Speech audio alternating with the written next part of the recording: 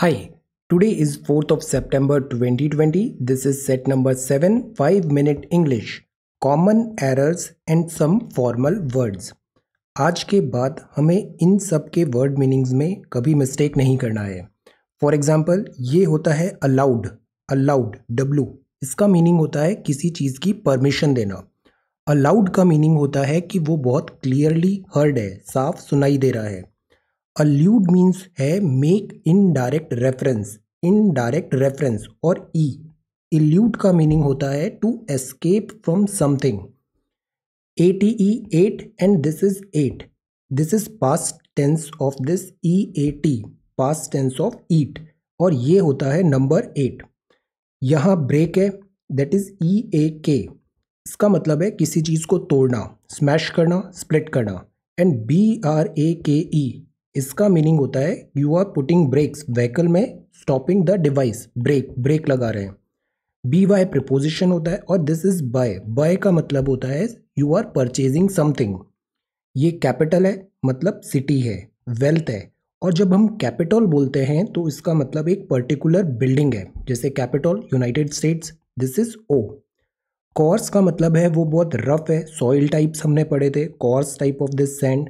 And this is course का मतलब होता है ये रास्ता है, वे है, पाथ है. एमिग्रेट का मीनिंग है लीव वन कंट्री और region to settle in another. India से एमिग्रेट कर रहे हैं.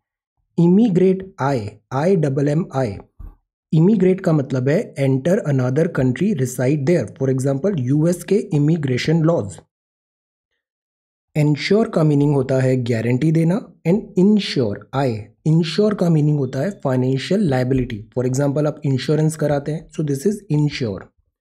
फार्दर का मतलब है फिजिकल डिस्टेंस, कि ये farther away from this place है, this city is farther away, दूरी बताता है ये. और फर्दर मतलब एक आइडिया देता है कि सक्सेस अभी फर्दर है, this is an abstract idea. Then ये होता है फॉर, FOR, ये प्रिपोजिशन है. और FOUR का मतलब होता है this is this number, the number. Forth मतलब forward, putting forth, this FORFARD, आगे रख रहे हो इस चीज को. और ये फोर्थ है, फोर्थ मतलब this fourth, this comes after number third. Here का मतलब होता है परसीव होना, सुनना. और HERE, this means in this place, here at this place, इस जगह पे, HERE. लूज एंड लूज, इसमें बहुत ज़्यादा मिस्टेक्स होती हैं. ये है OOSE, मतलब आपको फ्री कर दिया गया है, लूज हो गया है, ये मतलब ढीला है, वो लूज है, फ्री है. एंड LOSE का मतलब है वो मिसप्लेस है, खो गया है, that is this misplace. Peace EACE मतलब absence of war. And this is piece of piece of some pie, so this is part and portion. Plain means होता है simple.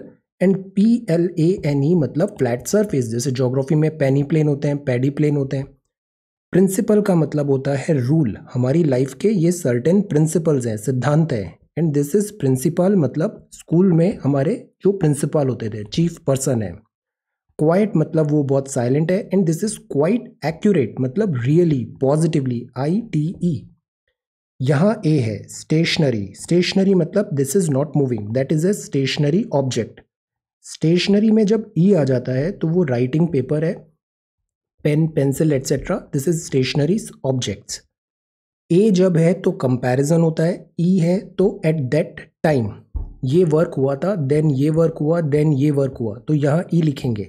And A is better than B, तो यहाँ comparison है तो A होगा. तो remember, comparison मतलब A, और पॉइंट ऑफ टाइम बता रहे हैं, then this E.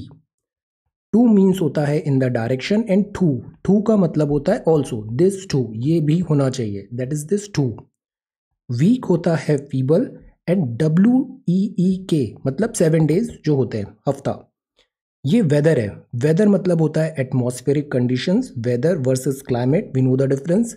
And this is whether मतलब ऐसा होगा, इन केस ऐसा होगा, if, in case. Which means होता है what one. And which WITCH means होता है सॉर्सरस. WHO जब हम बोलते हैं तो वो एक सब्जेक्ट होता है. और whom जब हम बोलते हैं तो वो एक एज एन ऑब्जेक्ट ट्रीट किया गया है. ये कई बार हम फॉर्मल और इनफॉर्मल यूज़ होता है लैंग्वेज का, तो वाई नॉट वी यूज़, जब हम फॉर्मल राइटिंग कर रहे हैं तो टेल की जगह इन्फॉर्म यूज़ करो, use, consume, shorten, decrease, mainly, principally. Lack की जगह आप डेफिशिएंसी बोल सकते हो, मैड की जगह insane, empty, vacant, clear, transparent. Cheap की जगह आप बोल सकते हो वो इनएक्सपेंसिव है, lucky, fortunate, give, provide. So these are common errors in formal words. Thank you so much for watching this video. Take care, study well and be safe.